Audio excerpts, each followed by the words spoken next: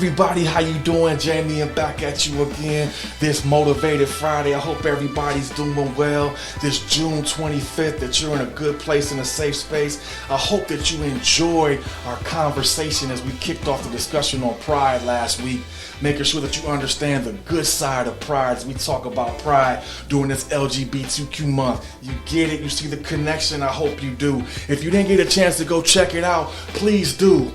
He's dropped a lot of key nuggets in there on some attributes that I think are very important that we're going to talk about the flip side to them today.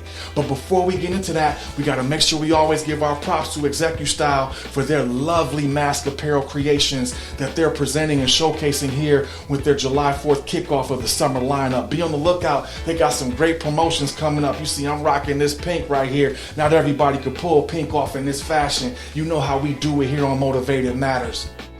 But as we continue to talk about pride, I can't wait to get into it. But we're going to circle back to last week's episode. Just for those who didn't get a chance to watch it, go check it out. I promise you, it was bananas. Some great feedback, some great comments from people that really enjoyed it and appreciated it.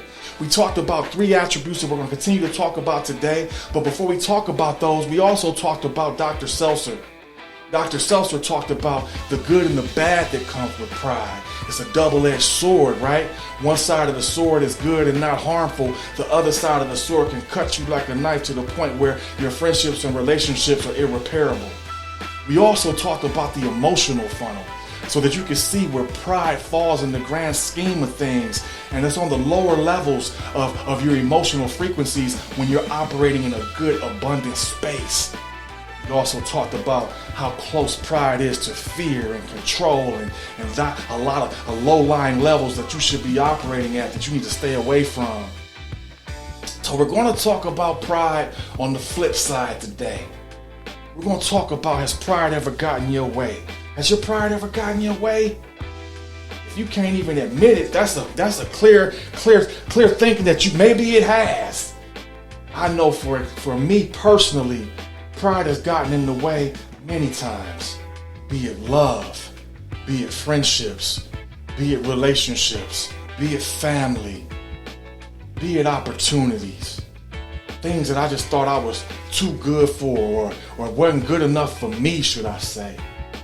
But we're going to talk about the 3 attributes starting with self-confidence. That's right, self-confidence. You know, when we talk about these attributes, we're not only going to talk about them for you personally, we're going to talk about those persons or things around you that may impact those attributes. So let's take it, for example, off the top, self-confidence. You ever been around people that are just so self-confident it turns to the point where they're cocky, where they're overly arrogant, to the point where it's all about me, instead of we. It's all about what they've done or what they're doing. Never can get a word in because they know everything. That's a form of control, y'all. Be on the lookout. And if it's you, you need to be careful. Self-confidence turns into arrogance and cockiness. That's when your pride starts to get in the way. Think about how many relationships you impact. And if you're not thinking about it, that's a problem. The next piece, self-worth. We talk about self-worth. We talked about the importance of making sure everything around you and how you feel about yourself is worth it. Are you worth it? But start to think about, are the things that are around you worth more to you than they are to them? Are they constantly pulling from your self-worth to make you feel less than? You know, you start thinking about the people in your life and the things that are in your life. It should be a symbiotic relationship. It should be you're getting as much from it as you're getting as they're getting from you. You know what I mean?